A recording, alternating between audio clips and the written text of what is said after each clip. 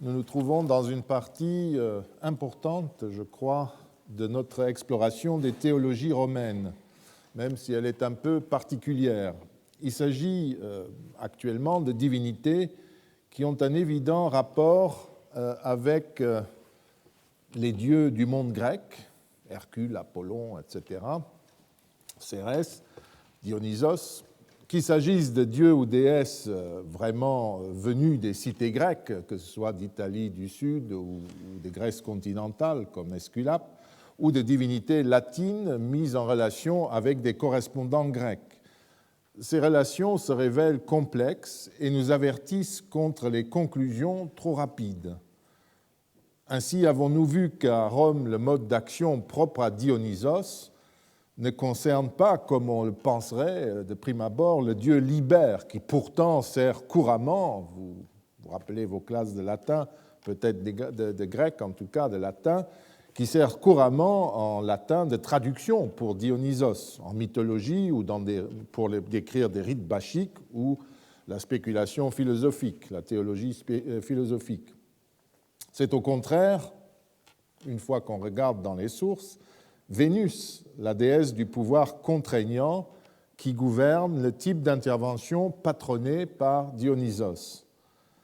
Étroitement associée à Jupiter, elle exprime la puissance de la volonté du Dieu souverain et intervient avec lui dans le processus de la vinification aussi, les vendanges, le vin nouveau, etc. La triade de l'Aventin, sur la colline d'en face, d'un peu plus loin, Cérès, Liber et Libera, est elle aussi, malgré les liens de Cérès Déméter ou Liber Dionysos, à nouveau dans la poésie ou dans la spéculation, clairement latine. Il n'y a rien de grec, quoique on ait dit, dans cette première triade de l'Aventin. Mais un peu comme cela s'est passé au Capitole, on décèle un processus d'étoffement de cette triade.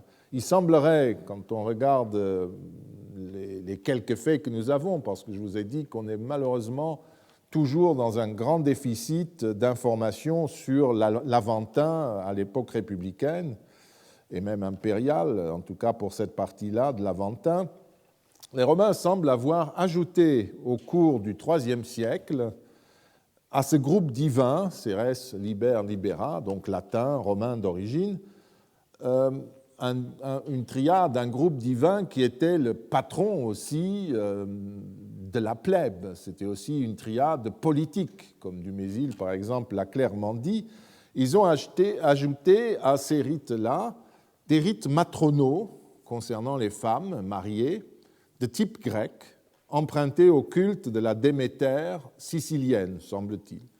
Ainsi, Déméter et Corée, ou pour parler latin, Cérès et Proserpine, ont-elles complété à leur manière la triade latine par une référence au monde des femmes, un peu comme au Capitole, Junon a complété la souveraineté jovienne masculine avec une autre dame, Minerve, qui incarnait la rationalité de la souveraineté, si vous voulez. Le troisième cas examiné est celui de la triade du Palatin. Deux aspects sont intéressants. D'abord, à nouveau, ce balancement si typique des groupements de dieux romains entre la triade Apollon, Diane, Latone et le seul Apollon. On dit le temple d'Apollon palatin, mais en fait, ils sont trois dans ce temple, et dès le début. D'autre part, il y a Apollon lui-même qui, quand nous parlons de cette triade, qui nous pose un problème. Quelle est, en fin de compte, la fonction, le domaine d'action de ce Dieu, qui n'a toujours pas été éclairci malgré des travaux volumineux? Est-ce un guérisseur? Est-ce un combattant, l'archer? Ou est-ce un patron des muses? Suivant une suggestion de Dumézil, toujours lui, nous avons évoqué la possibilité qu'il soit le Dieu qui crée, rétablit ou détruit l'harmonie dans des contextes variables, comme Dumézil l'a montré pour ce qu'il appelle une fonction divine. Un dieu a une fonction dans un milieu donné, Rome par exemple, et il exerce cette fonction dans des contextes les plus variés. Création d'harmonie, destruction d'harmonie, harmonie pure, suscitée par le chant, par la musique, etc. Vous voyez la poésie, tout ce qui est derrière tout cela. Un dernier personnage d'origine grecque, depuis longtemps installé à Rome comme Apollon, mérite notre intérêt. Il possède, quant à lui, la qualité d'être en relation avec la mythologie grecque du personnage, dans la mesure où l'on retrouve dans les commentaires mythologiques, et peut-être même dans ses rites et dans l'aménagement de son environnement religieux, des thèmes majeurs de sa mythologie en Grèce. Je veux parler d'Héraclès, l'Alcide, ou d'Hercule, l'Hercule du Forum Boarium. Dans un livre en cours en cours de publication, qui rassemble un certain nombre d'études consacrées à la mythologie générative, un type d'analyse qui, à partir d'un seul élément ou d'un petit nombre d'éléments, se propose de saisir la manière dont s'organise un ensemble narratif, par exemple, plus ou moins vaste. Jasper Svenbro et moi-même avons choisi de mener une étude comparative sur Héraclès. Une étude dont l'intérêt est d'ajouter aux exemples que j'ai déjà cités un point de vue qui jette un éclairage supplémentaire sur l'évolution que sont susceptibles de subir certains thèmes mythiques lorsqu'ils passent de Grèce en Italie et arrivent notamment à Rome. Nous avons examiné ici même, il y a près de 10 ans, je crois, les cultes qui étaient ceux du temple d'Hercule et du forum Boarium, quand nous avons fait ces promenades archéologiques à Rome. Et il n'est pas question, évidemment, de revenir aujourd'hui sur ce problème. Ce que je souhaite, en revanche, faire, c'est présenter un certain nombre d'éléments nouveaux qui ont surgi au fil des réflexions plus récentes et qui intéressent aussi le contexte de ces conférences. Comme l'ont jadis signalé Nicole Laureau et Gregory Nudge, le nom d'Héraclès joue effectivement un rôle important dans la mythologie même du héros. Et dans ce cas-là, ce degré zéro, si vous voulez, du mythe qui génère tout le récit, toute la personnalité du dieu, c'est pour une fois son étymologie, son nom. Ça peut être aussi une concaténation de notions comme le tissage, le tissu.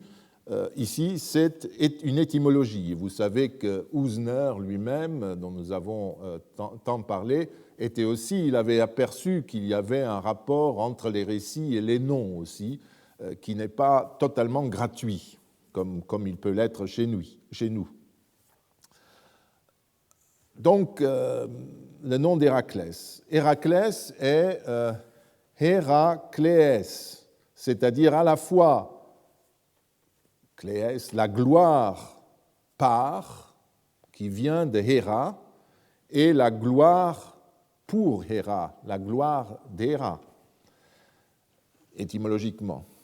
Mais cette remarque, tout à fait juste, ne suffit pas à éclairer le lien qui rattache le nom même du héros à sa geste héroïque. C'est ça qui nous intéresse. Est-ce qu'il y a un lien entre le roman d'Héraclès et ce nom ambigu? Nicole Laureau insiste ainsi à juste titre sur l'hostilité qui opposa Héra, la déesse Héra, à Héraclès, et elle a tout à fait raison de ne pas vouloir contourner ce qui, dans la tradition grecque, est placé sous le signe des tensions et du conflit entre ces deux personnages. Mais cela ne suffit pas non plus à expliquer la nature exacte du rapport qui existe entre le nom et la geste. L'observation très juste qu'elle formule sur les deux pôles opposés que constitue la déesse du mariage, Héra, d'une part, et le bâtard au mariage innombrable de l'autre, Héraclès, n'est pas réellement mise en rapport avec le nom du héros. Il manque une articulation plus précise. Dans notre perspective, l'histoire de l'hostilité qui oppose la déesse et les héros devait être plus nettement présente dans le nom même que porte le protagoniste, dans la mesure où ce nom constitue, par hypothèse, c'est une hypothèse que nous formulons, la matrice du développement narratif. Si les héros portent bien en quelque sorte son nom, c'est parce que ce nom a orienté le développement même de son histoire et sa production progressive. De la même manière que dans les mythes qui sont destinés à expliquer un culte, les étymologies produites par les érudits grecs ou romains se réfèrent à un élément central de ce nom. Or, de quelle manière Héraclès porte-t-il bien son nom ? Le schématisme de Nagy ne nous mène pas non plus très loin. Il relève que le nom d'Héraclès incarne le kléos, la gloire de l'épopée, mais il nous laisse sur notre faim lorsqu'il s'agit de fournir des indications sur la façon précise dont le rapport entre le nom et la geste héroïque se construit. On ne voit pas comment le fait d'avoir été allaité par Héra et de se voir finalement réconcilié avec elle introduit un rapport fondamental et constitutif avec le kléos d'Héra, la gloire d'Héra. Héra a-t-elle vraiment besoin d'allaiter Héraclès et de l'adopter pour atteindre le kléos ? Évidemment non. Ou bien faut-il comprendre l'expression Héraclès, le kléos de Héra, comme le kléos provenant de Héra ? Mais de quelle manière le kléos de la gloire d'Héraclès peut-elle venir de Héra, grâce à l'adoption finale du héros par la déesse ? Dans le cas du conflit qui oppose Héra et Héraclès, il faut donc se demander comment expliquer le fait que le fils bâtard de Zeus, certes, mais bâtard quand même, porte un nom qui, à première vue, semble être un nom porté de façon tout à fait paradoxale à la gloire d'une déesse qui, par ailleurs, le déteste. Ou, pour le dire autrement, de quelle façon précise Héraclès a-t-il contribué à la gloire de Héra ?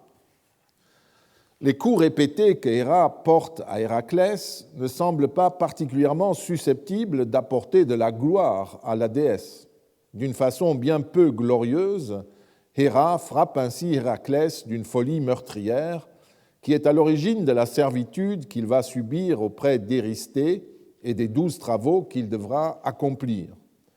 Elle envoie également un grand crabe qui aurait dû aider l'hydre de Lerne, mais qui est aussitôt tué par les héros et placé parmi les étoiles, constellation du Cancer. Elle prend également l'apparence d'une Amazone pour empêcher Héraclès d'obtenir la ceinture d'Hippolyte, qui, à cause de la déesse, est soupçonnée de trahison par le héros et tué par lui.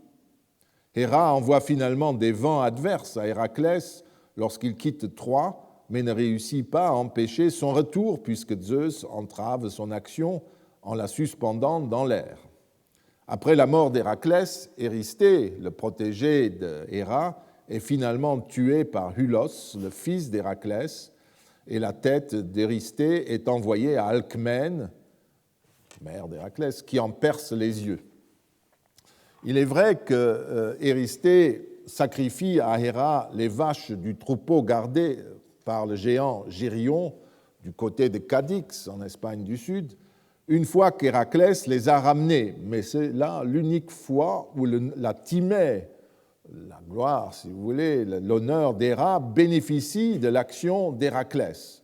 Et encore, cela se fait-il de façon indirecte, par quelqu'un d'autre. Évidemment, c'est lui qui a ramené le troupeau. Étant donné qu'Héraclès réussit dans l'ensemble les épreuves qui lui sont imposées, on pourrait peut-être avancer que sa gloire est une gloire obtenue non sans Héra, et donc d'une certaine manière par l'intermédiaire de Héra. Autrement dit, il obtiendrait sa gloire grâce à la folie que la déesse lui a envoyée et qui lui fait, par exemple, tuer les enfants qu'il a eus de Mégara, un meurtre qu'il doit précisément payer avec ses 12 travaux. Mais c'est tout de même forcer un peu les données, sans doute, et c'est surtout une façon trop artificielle d'expliquer le fait qu'il aurait obtenu sa gloire par Héra.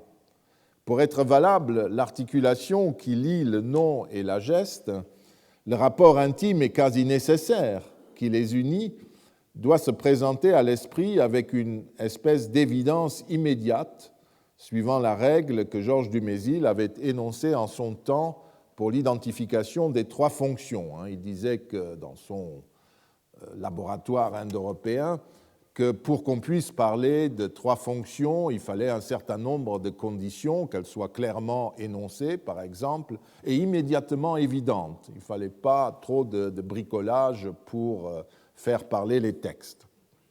Ce qui lui est quand même arrivé certaines fois, parce qu'une fois que le mouvement était épuisé et qu'il avait expliqué les plus beaux textes, il restait les rebuts de l'atelier, et on l'a poussé à travailler quand même dessus. Les éditeurs sont des gens redoutables de ce point de vue-là, et donc à la fin, vous trouvez parfois qu'il fait marcher un peu fortement, disons, la machinerie.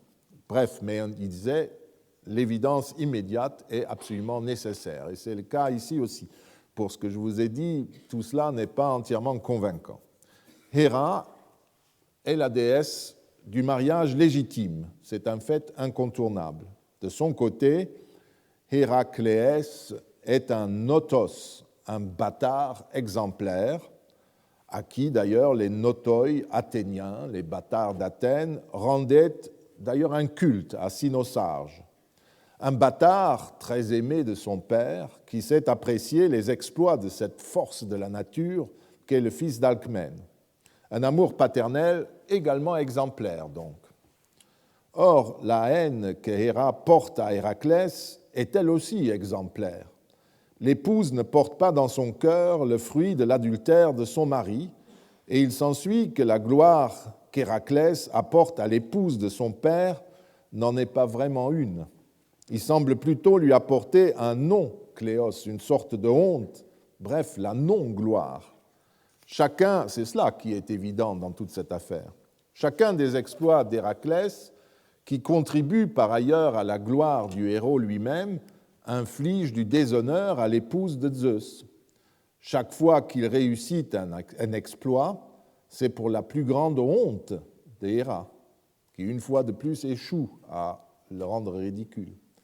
Si par hypothèse nous admettons que Cléos signifie ici quelque chose comme la plus grande honte, c'est-à-dire le contraire même de la gloire, le nom de Héraclès serait en lui-même une mauvaise plaisanterie adressée à Héra. En formulant cette conclusion provisoire et sans nul doute paradoxale, on n'est peut-être pas si loin de la vérité. Dans cette hypothèse, le Cléos de Héraclès ne serait rien d'autre qu'un sarcasme. Mais que veut dire exactement le Cléos ?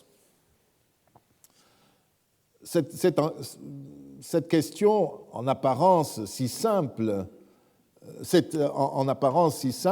qu'il semble presque superflu de poser cette question. Mais méfions-nous. Il est certainement légitime de traduire Cléos par gloire dans bon nombre de cas. Il reste que, conformément à son étymologie, qui le rattache à des mots signifiant son ou bruit dans d'autres langues indo-européennes, et notamment laut en allemand, le son, Cléos se réfère seulement à ce qu'on raconte à propos de quelqu'un, à sa renommée, sa réputation. Autrement dit, le Cléos est un dire concernant quelqu'un et qui est destiné à l'oreille. Le Cléos, c'est surtout le renom sonore conféré par des poètes aux héros. Et comme la renommée en français, le Cléos peut être bon ou mauvais. Il peut être positif ou négatif. Un exemple parallèle, latin vient à l'esprit, fides, un terme qui peut signifier son contraire lorsqu'il apparaît dans un contexte carthaginois. La fides romaine, c'est la loyauté, jamais de faux serments, pas de ruse, etc. C'est ce qu'ils disent. S'oppose à la fides punica. C'est devenu une expression presque formulaire, parce que la loyauté, entre guillemets, carthaginoise des Puniques, c'est la tricherie, la trahison, le faux serment, etc. Lisez Tite-Live et des ouvrages semblables. Voilà un fait de langage tout à fait courant pour illustrer ce que nous voulons dire.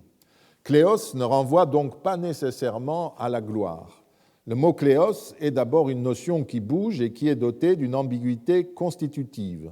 Son sens peut basculer du pôle positif, gloire, au pôle négatif, honte. On pourrait ainsi avancer que chaque exploit glorieux, positif, accompli par Héraclès le bâtard, clame la honte de l'épouse de Zeus. Nous n'avons donc pas à accorder une importance démesurée à la réconciliation finale qui s'opère entre Héra et Héraclès. Mais nous pouvons toutefois constater que pour la déesse, dans son rapport au héros désormais divinisé, cette réconciliation marque la fin du mauvais Kléos et le début du bon. Avant de passer au volet romain de cette enquête, je veux attirer votre attention sur l'autre nom que porte Héraclès, à savoir Alcaïos. C'est là le nom qu'on lui a donné à la naissance, le nom qui répète celui de son grand-père et qui fait qu'Héraclès s'appelle également Alcaïdès, l'Alcide, comme nous disons, le rejeton d'Alcaïos. Or, le nom Alcaïos ou Alcaïdès n'est pas anodin dans la figure d'Héraclès vue de Rome, comme nous le verrons, car le terme grec alké est le quasi-synonyme de romais, force, une notion qui est très utilisée dans l'Antiquité comme l'une des étymologies de Rome qui expliquait tout, sa supériorité. C'est un jeu de mots facile, mais qui a immédiatement été fait. Il y a là donc une donnée qui a dû intéresser au plus haut point les Romains lorsque les héros grecs s'est transformés peu à peu en héros romains. Comment alors ces termes clés qui structurent la mythologie héracléenne grecque furent-ils reçus à Rome? Si le nom propre d'Héraclès constitue le noyau mythique de son récit en Grèce, le plus petit dénominateur commun de sa geste extrêmement variée et riche, l'histoire d'Héraclès, ne s'évanouit pas lorsque cette histoire se déplace de la Grèce à Rome et change son support linguistique en passant du grec au latin. La survie de l'histoire dans la langue d'accueil est sans doute due en partie au fait que la sémantique du nom Héraclès reste accessible aux Romains éduqués et bilingues. Nous ne savons pas si les anciens décomposaient le nom du héros de la même manière que le faisaient les Grecs. Il reste en tout cas que le nom latin n'offre aucun lien avec Junon, la Héra, si vous voulez, romaine. Ce dernier, s'il était fait, passait probablement par le grec, puisque Héraclès est une forme italicisée de Héraclès. On passe de Héraclès, Herclès, on laisse tomber des voyelles, et puis de là on arrive à Rome, à Hercules. Mais il est vraisemblable que, au moins depuis le IIIe siècle, avant notre ère, et sans doute avant, les Romains bilingues et cultivés connaissaient ce lien avec Héra, même s'ils ne voyaient pas sous le terme le lien à Junon. Donc quelque chose de plus complexe se met en place. À côté de ce thème central, les Romains ont aussi retenu celui de la force proverbiale dont étaient pourvus les héros. Et parmi ces épreuves, celle qui concerne les bœufs du troupeau gardé par Gérion du côté de Cadix et qui l'aurait ramené d'Espagne jusqu'en Grèce en passant par la Gaule narbonnaise, la Ligurie, la Toscane, le Latium, etc. Et ce qui rendait le thème d'autant plus populaire parmi les peuples de l'Ouest qu'elle leur permettait de se raccrocher ainsi à la mythologie d'Héraclès, puisqu'il s'était forcément arrêté chez eux. Je vous ai dit, effectivement, il y a 10 ans, que dans toute l'Italie centrale aussi, le dieu protégeait la transhumance et l'élevage. C'est pour cette fonction que les Romains ont continué à l'honorer après l'avoir installé sur le forum Boarium.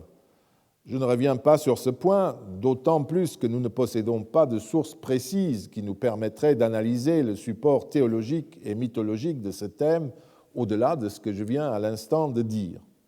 Est-ce de cette manière que le Dieu vint à Rome par une lente migration qui se serait opérée le long des sentiers de transhumance depuis la Grande Grèce? Ce n'est pas impossible. Il existe effectivement des temples d'Hercule et des dépôts de petits bronzes le représentant tout le long du chemin de transhumance sur la crête de l'Italie centrale. Donc c'est ainsi que le personnage et sa mythologie attachée à ces bœufs a pu arriver jusqu'à Rome. Mais je préfère, plutôt que de me perdre en hypothèses, je préfère m'occuper de ce qui est accessible, à savoir la manière dont Hercule était conçu à l'époque augustéenne. À cette date, les deux aspects principaux qui sont attachés à sa mythologie et à son culte concernent ses relations avec Junon et sa force, ou avec Héra, et sa force exceptionnelle, les deux thèmes que nous avons brièvement développés. Commençons par ses relations avec Héra, ou avec les femmes, disons. Un mythe raconté par Properce raconte l'essentiel. Après avoir récupéré les bœufs de Gérion, qu'il ramène d'Espagne, et que le monstre Cacus lui avait volé à Rome, après avoir donc récupéré ce troupeau et puni le monstre, les héros se sentent fatigués. Ils demandent à boire dans un lieu de culte de Bonadea, de la bonne déesse, qui est proche. Voici comment il se présente. C'est moi. La terre que j'ai reprise au monstre me nomme Alcide. Vous connaissez le sens de ce mot. Qui n'a entendu parler d'Hercule et des exploits de sa massue, des flèches toujours sûres qu'il décochait au grand fauve, du seul homme pour qui on luit les ténèbres du Styx, puisqu'il était descendu aux enfers aussi. Le héros fait donc allusion à ses exploits et à sa gloire, à son Cléos. Et comme pour attirer l'attention sur ce qu'implique son nom, il mentionne Héra, mais à la romaine évidemment. Vous lisez « L'acariâtre Junon, si c'est à elle que vous sacrifiez, toute marâtre qu'elle est, ne m'aurait pas interdit les fontaines, ces fontaines, son eau, puisque la dame à qui il demande à boire lui refuse l'eau. Mais la prêtresse du lieu refuse de le laisser se désaltérer, et les héros décident en guise de vengeance d'exclure toutes les femmes du culte du grand autel qui fonde par la suite. Le développement qui est ainsi fait du thème en contexte romain est particulièrement astucieux. Properce suppose que ses lecteurs connaissent les relations ombrageuses que les héros entretiennent avec Héra, c'est-à-dire Junon. Le thème qu'il développe à la suite de l'épisode des bœufs se raccroche donc explicitement et de façon très transparente au thème de l'acariâtre Junon. Et l'épisode met une fois de plus en scène les héros maltraités par une femme, par une déesse des femmes, en quelque sorte. À vrai dire, le dieu se trouve même dans un endroit, dans un point de Rome, qui est tout particulièrement attaché aux femmes. Je vous ai parlé de ce problème il y a 10 ans, a été publié depuis, et plus récemment en commentant les questions romaines de Plutarque. Le grand autel du dieu est en quelque sorte entouré de temples, d'autels, de cultes et de lieux de mémoire liés aux femmes. Nous avons déjà vu que le sanctuaire de Bonadea, à proximité se trouvait, il est en haut, sur l'Aventin, vers l'est. À proximité se trouvait aussi le bois sacré de Stimula, et le temple, un peu plus loin sur l'Aventin, le temple de Diane, et à côté, les temples de Cérès et de Flora, toutes des divinités matronales, féminines. Devant l'Ara Maxima, donc vous voyez l'Ara Maxima, se trouvait l'autel de Pudicitia Patricia, où les matrones honoraient cette déesse. Et à l'extrémité nord du Forum Boarium, en allant vers la gauche sur l'image, vous arrivez vers les temples de Carmenta, de Fortune et de Mater Matuta. Et d'après une tradition, c'est la mère d'Évandre, l'Arcadien, le premier occupant du site de Rome, Nicostratée, qui aurait prédit l'immortalité à Hercule et aurait fondé en prévision de cet événement le culte du Grand Autel. Enfin, derrière l'Ara Maxima, le grand cirque constituait un lieu de mémoire matronale, j'ai mis un point dans le cirque, puisque c'est en ce lieu qu'avaient été enlevées les Sabines et qu'avait été en quelque sorte fondée la descendance des compagnons peu recommandables de Romulus. D'autre part, il faut aussi se rappeler, nous venons de le voir sur le plan mythologique, mais c'est un fait rituel, qu'aucune femme n'était admise au sacrifice de l'Ara Maxima. Cet ensemble de données rendait donc possible et plausible le petit mythe raconté par Properce. Le poète et auteur de ce mythe étiologique avait certainement ce contexte rituel et topographique en tête quand il a mis en scène la rencontre d'Hercule avec les femmes romaines. Il n'avait malheureusement pas de temple de Junon à sa portée, là, mais il est clair que le jeu se fait autrement, se fait dans le sous-texte qui est le mythe grec, évidemment. Le héros fait allusion, au cours de ce dialogue un peu aigre avec la prêtresse du bois sacré de Bonadea, le héros fait allusion à celle qui n'a cessé de le persécuter et pourrait se trouver également à l'arrière-plan de la difficulté qu'il rencontre. Il a l'air d'évoquer la possibilité, mais il dit que vraiment, non, elle-même ne ferait pas cela. Donc c'est pire même que cela, que Junon. Mais, si vous voulez, le poète n'est pas allé plus loin. Il est tenu, évidemment, et c'est ça la limite toujours en mythologie, en spéculation de ce type, il faut respecter la vraisemblance mythologique. Il transfère néanmoins l'hostilité de Héra Junon chez les femmes et chez la Bonadea. Et il transpose en fait un double thème, celui de l'hostilité que lui manifestent les femmes, et peut-être derrière Junon, qui sait, mais aussi celui de leur bienveillance, parce que le rapport d'Hercule au milieu de ces dames est assez complexe. On se rappelle que c'est une des déesses qui est installée en bordure, je viens de vous montrer le texte, du Forum Boarium, Carmenta, qui est censée, dans une version mythologique, lui annoncer sa future immortalité et même lui dédier un autel. C'est une des histoires de construction de l'autel. D'autre part, juste à côté, le fronton du temple de Fortune ou de Mater Matuta, on ne sait, deux édifices voisins de celui de Carmenta, était couronné d'un groupe en terre cuite du 7e, 6e siècle, représentant Hercule introduit au ciel par Athéna, par Minerve.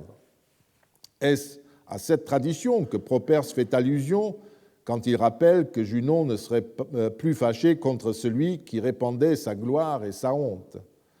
Hostilité, donc, et bienveillance féminine à la fois, tels sont les éléments que le poète développe en tenant compte de l'environnement cultuel du Grand Autel et de la référence à la mythologie grecque et au thème contenu dans son nom grec. Mais il y a un second thème qui est en cause. Vous vous rappelez que dans la première réponse qu'il a faite à la gardienne du temple de Bonadea, objecte qu'en dépit de son aspect très mâle, ses mains avaient accompli de nombreux travaux de jeune fille. Un trait de son humour, sans doute, mais aussi un rappel de tous les travaux accomplis sur l'ordre de femmes, et notamment de l'acariâtre Junon. La pauvre Junon n'est jamais présentée autrement que comme une terrible épouse ou marâtre, etc. Mais c'est son rôle, c'est une souveraine aussi, à sa manière. Donc, tout ce qu'il avait fait sur l'ordre de femmes et notamment de l'acariâtre Junon qu'il cite pour commencer. Mais quand la gardienne lui refuse malgré tout l'eau, l'Alcide, je cite Properce, d'un coup d'épaule ébranle jusqu'au montant ombreux de la porte, et la porte ne peut pas tenir devant son courroux et sa soif. Il boit donc brutalement par la force, il s'empare d'eau, avant d'énoncer à son tour l'interdit qui empêche désormais les femmes d'accéder au grand autel. En d'autres termes, Hercule exerce la force qui n'admet pas de résistance et qui correspond au deuxième nom qu'il porte, l'Alcaïos, le fort, le puissant, qui avait d'ailleurs porté la voûte céleste sur son dos, comme il l'annonce quand il salue la vieille dame qui officie au sanctuaire de Bonadea. C'est en effet comme tel que les Romains le vénéraient avant tout. Une poésie dédiée au héros par un appariteur des questeurs en 81 après Jésus-Christ, que nous avons lu il y a 10 ans, si vous vous rappelez, le célèbre comme Victor Pollens Potens Invictus, vainqueur, fort, puissant, invaincu. L'épiclèse Invictus, invaincu, est celle d'un des temples d'Hercule de l'ère du Grand Autel, et son association au triomphe romain est ancienne. Une vieille statue dont parle, oui, je vous montre cela, donc vous connaissez cette inscription, une vieille statue dont parle Pline qui s'y dressait sur le Forum Boarium et qui remontait, d'après l'auteur, à Évandre l'Acadien, toujours ce même contexte, était revêtue des vêtements triomphaux les jours où des cortèges triomphaux passaient le long du Forum des Bœufs. Les triomphateurs avaient aussi l'habitude d'offrir le 10e de leur butin au dieu et de célébrer d'énormes banquets devant son autel. De même, les marchands romains, qui revenaient pour ainsi dire victorieux de leur tribulation, lui offraient la dîme de leurs profits. Le lien avec le triomphe et la victoire n'est pas non plus une nouveauté dans l'histoire du dieu. Les épithètes Victor ou Invictus, mises en avant par la tradition romaine, ont elles aussi une possible source grecque dans le fait qu'Héraclès a reçu l'épithète Kallinikos après la prise de Troie. Le héros Télamon était entré dans la ville avant tous les autres, ce qui a provoqué la colère d'Héraclès, qui se préparait à le tuer. Télamon se mit alors à ramasser de gros blocs de pierre qui se trouvaient autour de lui et eut la vie sauve, car, interrogé par cette brute sympathique sur ce qu'il faisait, répondit qu'il était en train de construire un autel à Héraclès Kallinikos, de la belle victoire. Et voilà en gros la manière dont il s'adresse à lui. « Salut à toi, ô Seigneur Héraclès de la belle victoire, tralala pour la belle victoire ». Enfin, une chansonnette, etc. Et comme ça, il arrive à apaiser Héraclès. On constate donc que les Romains qui commentaient le culte et les coutumes du Grand Autel s'inspiraient des motifs mythologiques et des épiclèses grecques du héros, ce qui ne signifie pas forcément que tout était grec dans ce lieu et dans ce culte, et que celui-ci provenait directement de Grèce. Il nous informe seulement que les Romains de cette époque, nous sommes, mettons, premier avant, premier après, que les Romains connaissaient la mythologie grecque du dieu, l'avaient comprise, avaient médité dessus, et que dans leurs commentaires des cultes du Forum Boarium, ils puisaient à bon escient dans cette mythologie grecque en développant ce qui pouvait les intéresser. 2 éléments des noms du héros, Héraclès et Alcide le Kallinikos. Ces exemples, qui sont parmi ceux qui sont les plus développés dans nos sources, éclairent la manière dont le genre mythologique de la théologie infère avec la théologie civile. Il exploite les contextes monumental et cultuels pour rapprocher mythes grecs et données mythiques et rituelles romaines, et il faut se garder de prendre les uns pour les autres. Ces recherches démontrent aussi, une fois de plus, le rôle joué par le mode d'action ou la fonction, pour parler comme Dumézil, dans l'analyse théologique romaine. Car ce qui recouvre le principe génératif contenu dans le nom d'une divinité vaut aussi pour son mode d'action. La fonction, elle aussi, permet de développer, de générer la théologie de la divinité et de comprendre son culte, ou de reconstruire son culte. Le seul problème pour le chercheur consiste dans le fait qu'il lui faut suivre le chemin inverse de celui que le nom de la divinité permet de faire.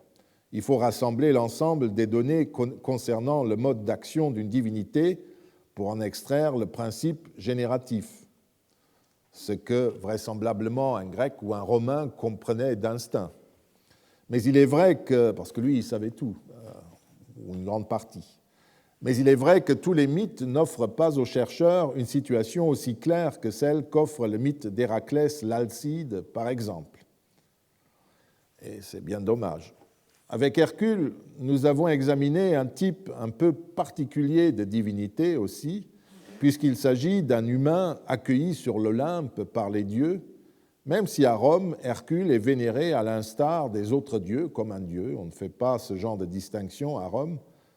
Il reste que la mythologie et les récits que les Romains ont développés à son propos le présentent d'abord comme un mortel qui a été divinisé. Là, ils sont tout à fait dans la tradition grecque, mais le culte est différent.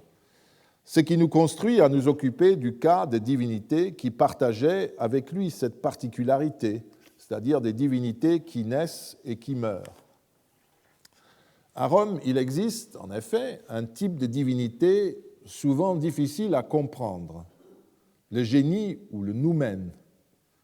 Le genius est une divinité qui est attachée à un homme, à une institution ou à un lieu. Il y a le génie de Lucius Tartampion, il y a le genius du Sénat, le genius du peuple romain, d'une ville, d'une association ou de celui d'un camp de légion. Cette figure divine naît en même temps que l'être ou la chose à laquelle elle est attachée, et elle meurt avec eux, ainsi que Censorinus l'écrit dans son traité sur l'anniversaire. Le génie est le dieu sous la protection duquel chacun vit à partir du jour de sa naissance, que son nom signifie qu'il veille à notre naissance, qu'il naît en même temps que nous, ou encore qu'une fois né, il nous prend en charge et nous protège. Il vient certainement de faire naître, générer, agenendo. De nombreux auteurs anciens ont écrit que le génie était identique au lare, au singulier, c'est l'usage républicain de l'époque républicaine. Et parmi eux, Granius Flaccus, dans le livre qu'il laissa sur les indigitamenta, ces divinités fonctionnelles, vous vous rappelez, maintenant vous savez ce que c'est, et qu'il a dédié à César. Le génie était donc le double divin des choses qu'il secondait. Il représentait leur capacité d'action propre et bien sûr, il les protégeait. Pour Festus, il était le dieu qui obtenait la puissance pour effectuer tous les actes. Il y a eu un débat sur le sens de genius, nous y avons déjà fait allusion. Une tradition récente, qui est au moins défendue depuis Georg Vissova, considère le genius comme la force procréatrice des mâles, en face de la nature féminine et de l'accouchement, patronné par Junon. Nous avons déjà vu que la volonté de projeter ce binôme dans le haut passé ne tient pas, puisque le concept de la Junon d'une femme apparaît seulement au début de notre ère, alors que le genius est déjà tout fait et attesté chez Plaute. Avec les anciens, comme Festus ou Censorinus, Walter Otto et Georges Dumézil, par exemple, ont établi, à juste titre, me semble-t-il, que le genius a créé ce qui naît, mais qu'il n'est pas la fertilité masculine. Festus écrit « qui genuit », qui a mis au monde, et non pas « qui gignit », qui a pour fonction de mettre au monde, qui engendre. Alors que, et en d'autres termes, la racine gen, qui est derrière genius, a la valeur passive et non la valeur active. Comme Dumézil le résume de façon limpide en comparant ingenium, c'est-à-dire propriété, qualité innée, et genius, Genium, s'il existait à l'inanimé, le petit astérisque montre que c'est un mot inventé qui n'est pas attesté en tant que tel en latin, mais qui pourrait exister. Donc genium, s'il existait à l'abstrait, comme ça, à l'inanimé, serait de même sans la nuance que comporte in, quod genitum est, la somme physique et morale de ce qui vient de naître. Genius au genre animé est cela même, personnalisé, et dans une large mesure divinisé. Je vous invite à relire ces pages de Dumézil qui emportent depuis toujours ma conviction. Je ne comprends d'ailleurs pas ce que l'on entend lorsqu'on assimile genius au principe viril, sinon que c'est une approche qui me paraît fortement marquée par l'idéologie du XIXe siècle et l'imaginaire fécond des cultes de fertilité. Il faut d'ailleurs exercer une certaine contrainte sur les sources pour faire fonctionner cette approche, ce qui n'est jamais un signe de bonne méthode. Une divinité peut-elle aussi avoir un génie ? Celui-ci était honoré à ses côtés. Nous avons vu dans les cours précédents l'exemple de la Junon de Deadia, qui est sous l'Empire l'équivalent du Genius de Jupiter ou d'autres dieux. Soulignons que ce fait même de l'existence du Genius ou de la Junon d'une divinité fait apparaître l'étrangeté de l'interprétation du Genius entendu comme principe viril actif. Tous les dieux seraient dans ce cas accompagnés de la figure divine de leur principe viril. Et de la même manière, les cités ou les institutions qui toutes avaient un Genius honoreraient le principe viril qui les a fait naître. Quel principe viril ? Quel géniteur ? C'est absolument, on arrive dans des absurdités si on pousse le raisonnement. L'interprétation d'un contemporain de Jules César, Granius Flaccus, vous l'avez lu, qui dans son livre sur les indigitamenta, les divinités anciennes qu'on invoque, identifie le genius au lard, donne un argument important pour ce débat. Le lard est en effet la divinité qui protège un terroir et ceux qui y vivent. Il n'est pas le principe viril de ce territoire ou de celui qui exerce l'autorité masculine. C'est bien sûr son assimilation fait sourire, c'est un essai comme les anciens en faisaient, et je crois que personne ne l'a pris au sérieux. Mais ça vous montre que là où il cherche, ce n'est pas du tout ce qu'il est censé chercher s'il veut parler du principe viril. Il prend quelque chose de très différent. On n'est absolument pas dans cette logique. En tout cas, pour ce qui concerne notre enquête, il est clair que le Genius était une divinité éphémère, c'est ça qui m'importe ici, même si la durée de son existence pouvait être plus ou moins longue. D'abord, il naît, il a un début, il n'est pas comme Jupiter ou même les petits dieux qui apparemment sont là depuis toujours, il n'y a pas de naissance. Elle sera courte, bien entendu, son existence pour le génie d'un homme, fût-il l'empereur, longue pour le génie de la ville de Rome, et encore plus longue pour le génie de Jupiter. Le noumen, quant à lui, a suscité un temps des discussions auxquelles Dumézil, encore, a mis un terme.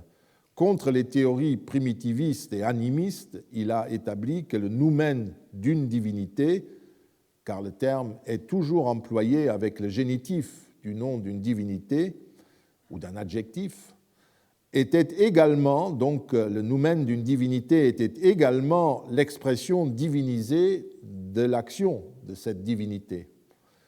Le mot signifiant littéralement l'assentiment, le fait de baisser la tête en signe d'assentiment, ce qui est une expression du pouvoir. Je dis oui. Le noumen de Jupiter, donc, était la puissance d'action de Jupiter, celle de l'Auguste était la puissance d'action de l'empereur, ce qui nous ramène encore une fois aux divinités fonctionnelles qui incarnent un aspect de l'action d'une divinité. Et le noumen est une qualité plus générale qui exprime la volonté d'action d'une divinité ou de l'empereur. Au début de l'Empire, le terme pouvait toutefois aussi désigner, sous une forme un peu superficielle, en poésie ou en langage courant, simplement une divinité, c'est une puissance d'action, je la vois. je la sens, ce qui peut évidemment pour nous susciter parfois des ambiguïtés.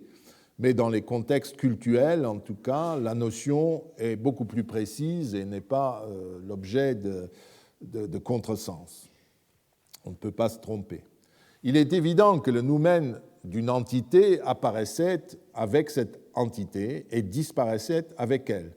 Le noumen de l'Auguste, de l'empereur, venait à l'existence en même temps que l'empereur était institué, recevait ses pouvoirs.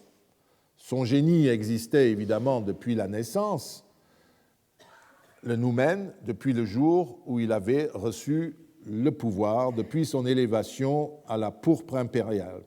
Quand il meurt, son noumen meurt avec lui, comme le genius. Évidemment, le noumen de Jupiter a une existence infiniment plus longue, comme son génie aussi. Ces divinités, le genius, le noumen, la Juno, plus tard, n'étaient pas les seules à présenter la particularité de pouvoir mourir. Il en existe une catégorie aussi célèbre que mal connue, en fin de compte, qui est celle des nymphes. Leur cas est encore plus surprenant que celui du genius ou du noumen, puisqu'elles ont une mythologie, parce que le genius et le noumen n'ont pas de mythologie. Ils sont vraiment très romains, donc pas beaucoup de fantaisie de ce point de vue-là. Mais les nymphes ont une mythologie. Et elles ont une vie indépendante, justement, de l'individu, de la collectivité ou d'une autre divinité, sauf celles qu'on rencontre sur le terrain, qui sont quand même toujours étroitement liées à une autre divinité. Mais la question qu'on se pose quand on les observe est comment des divinités immortelles pouvaient-elles mourir ? Ce qui qui pousse à la question, les nymphes étaient-elles vraiment des divinités immortelles au plein sens du terme ? Le nom nympha, vient du grec, donc le nom nympha en latin vient du grec nymphé, qui signifie littéralement celle qui est couverte d'un voile, c'est-à-dire la jeune mariée au moment du mariage. Si l'on transpose cette définition dans la vie quotidienne des Romains, la nymphe est donc une jeune femme qui n'est pas encore mère, ce n'est pas encore une matrone, mais qui est investie en tant que jeune fille d'un rôle social en public au moment de la cérémonie du mariage. Normalement, une jeune fille, et même une matrone, était plutôt confinée dans l'intimité de la maison privée. La mariée, en revanche, se trouve pour un jour au centre de l'attention collective. Cela peut signifier deux choses pour nos nymphes. D'abord, qu'elles possèdent un rôle public et qu'elles sont liées à la vie collective. Leur sexe et leur âge signifient d'autre part qu'elles exercent aussi un rôle secondaire, qu'elles complètent l'action d'autres divinités, car en principe, les divinités qui jouissent d'un rôle de premier plan sont des divinités masculines ou des femmes qui ont enfanté et sont dans la force de l'âge, à l'exception d'Artémis, la farouche vierge, ou de la chaste Vesta. Les nymphes sont parfois proches de cette dernière. Elles sont entre les deux. À en juger d'après les Vestales, qui jouissaient des privilèges juridiques d'une matrone, mais portaient la tenue d'une femme le jour de son mariage, la déesse Vesta bénéficiait à la fois du statut de la jeune mariée et de la considération d'une femme établie. Tel n'est toutefois pas le statut des nymphes, qui sont seulement des jeunes vierges, saisies à un moment spécial, mais des vierges. L'aspect virginal peut être mis en relation avec l'action qui est la leur dans les eaux vives, dont la première qualité, à côté de la salubrité, consiste dans la pureté et la virginité. Et si vous connaissez la mythologie et même les images, vous savez que cette virginité des nymphes était mise à rude épreuve, par exemple, par les satyres, qui étaient très... Et même Jupiter s'intéresse aussi de près aux nymphes. Mais il y en a d'autres. L'eau n'est toutefois pas, elles sont donc attachées à l'eau, pureté de l'eau, virginité de l'eau, l'eau n'est toutefois pas la nymphe. Et le côté salutaire ou la pureté qui servent parfois de surnom aux nymphes sont en fait un attribut de cette eau que les nymphes gèrent. c'est le résultat de leur action. En quoi consiste-t-elle? Dans le poème qu'il consacre à la source de Pandousie, Horace qualifie les nymphes de loquaces. Sur les rochers creux d'où s'échappent en bondissant tes lymphes babillardes, c'est-à-dire tes eaux babillardes. Lympha est le mot latin désignant les eaux. Pour les lymphes, ou généralement les lymphes, il y a un article de Madame Deschamps auquel je vous renvoie. C'est un terme typiquement latin que les poètes utilisent parfois pour varier un peu. Donc les eaux bondissent et sont babillardes. Et dans l'Ode 1, 22 du livre 1, Horace écrit que partout il aimera sa lalaguet au doux rire, à la douce voix. Nous comprenons pourquoi lalaguet babille a une douce voix en raison, de nouveau, de l'étymologie de son nom, et grâce à Ovide aussi, parce qu'il y a une nymphe dont nous avons déjà parlé qui s'appelle Lala, la bavarde. C'est Takita Muta, celle qui est ensuite punie pour avoir justement révélé les assiduités de Jupiter auprès de cette nymphe, et auprès d'une autre nymphe, c'est auprès de Juturne. Et Lalla, la bavarde, est devenue Takita Muta parce qu'elle perd la langue et elle ne peut plus parler. Bref, vous comprenez pourquoi ces jeux de mots, chez Horace et chez Ovide, en grec, lalein, lalo, signifie parler, bavarder. Quand il décrit la nymphe Égérie, l'amie du roi mythique Numa, qui offre l'eau au bois des Camènes, Ovide commence par la décrire en mentionnant son murmure. Un ruisseau caillouteux coule avec un murmure indistinct. Incerto murmure. Les nymphes sont donc dans le même temps riantes, bondissantes, intarissables. En d'autres termes, elles remuent et sans arrêt font couler une eau fraîche et pure. C'est cela leur mode d'action, un bruit frais qui coule en permanence.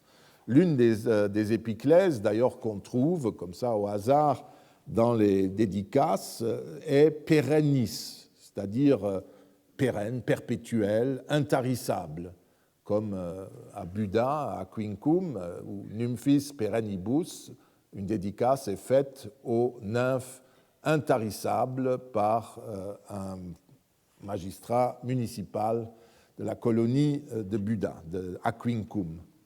Le babi peut aussi appeler pourquoi Apollon, qualifié de sonore par Georges Dumézil, est associé aux sources. Je me demande si ce n'est pas une des raisons qu'il l'associe régulièrement à des sources.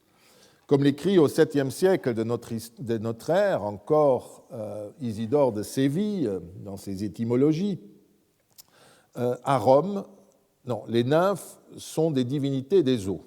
On est dans un dictionnaire. On les appelle à la fois muses et nymphes. À bon droit, dit-il, car le mouvement de l'eau produit la musique. Isidore connaissait la chanson.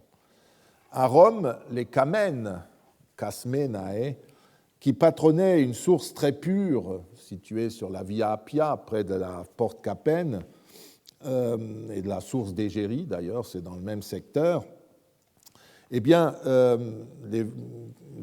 qui patronnait une source très pure utilisée par les vierges vestales tous les matins, elles étaient très proches des nymphes de ce point de vue. L'une des explications de leur nom établissait qu'elles chantaient les louanges des anciens. Vous voyez le texte, les Camènes sont appelées muses, dit Paul Diacre dans son résumé, à partir des Carmina, parce qu'il fait une étymologie un peu musclée. Les Caménae sont les Carmenae, c'est-à-dire c'est les Carmina, les poèmes. Soit parce qu'elles chantent les éloges des anciens, soit parce qu'elles président à l'esprit pur. Là, il prend le deuxième aspect, la chasteté, la virginité de l'eau. Casmenae vient de castus, pur.